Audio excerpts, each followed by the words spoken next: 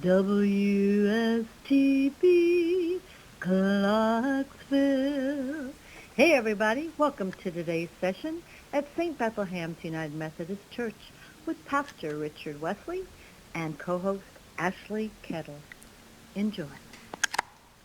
Hi, and welcome to WSTB, Clarksville. I'm Richard Wesley, and I'm here in the studio at St. Bethlehem United Methodist Church with our co-host Ashley Kettle. Hi, Ashley. Hello. I like your hair. Thank you. Yeah. It was like this last week. Was it like that last week? Yes. Was it really? I like the tune too. Yes, I remember it well.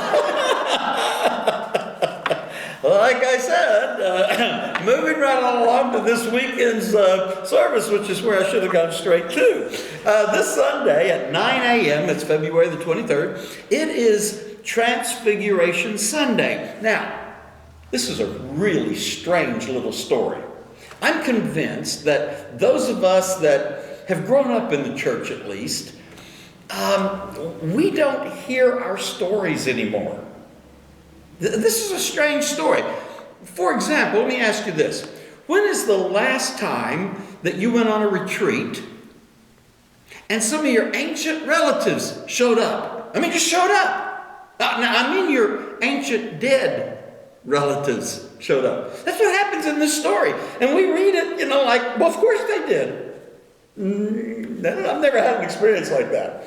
So it's a strange little story, but there's a lot of great truths in it. And so we're going to be looking at that story this week. The hymns that we are singing this week is one that we learned a couple of weeks ago, As a Fire is Meant for Burning, and we'll be singing God of Grace and God of Glory. That's a really good one. I like that. Now, at our 11 o'clock exploring service, we're exploring inclusivity, and this is the last week of our exploring inclusivity, and the topic is, where does the United Methodist Church go from here?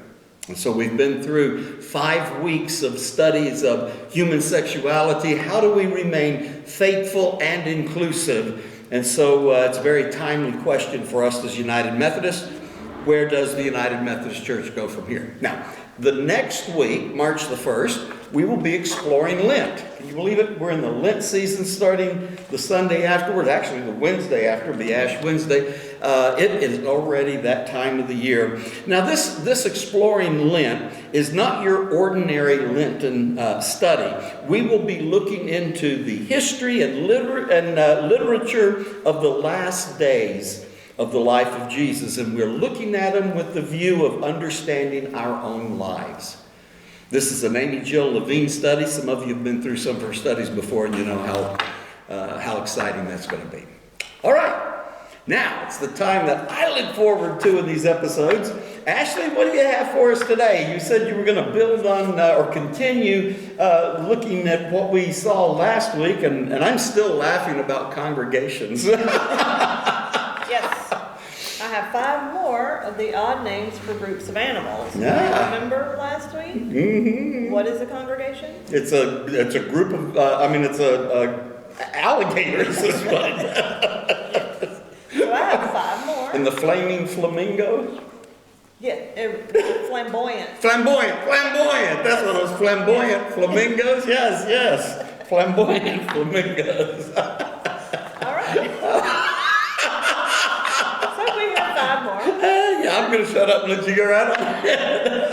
We're going to start with apes. Apes, okay. They're called a shrew.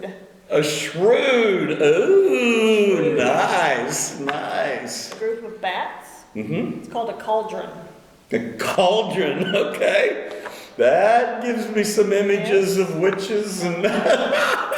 What do you think a group of camels is called? Camels. A caravan. Of course they are.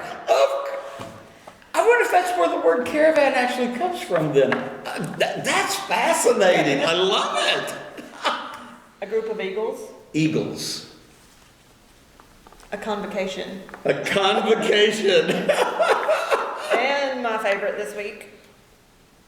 Do you know what a smack is? A smack? No. It's a group of jellyfish. Ooh! Well, doesn't that just float your boat? All right, well. Make your hair fly back. Makes your hair fly back or off the corner. Well, thank you, Ashley. And that concludes this week's episode of WSTB Clarksville. Aren't you glad you tuned in and learned these things about the animal world? We'll see you next time. Say goodbye, Ashley. Goodbye, Ashley. Goodbye, Ashley. Why was it like that? I just lost the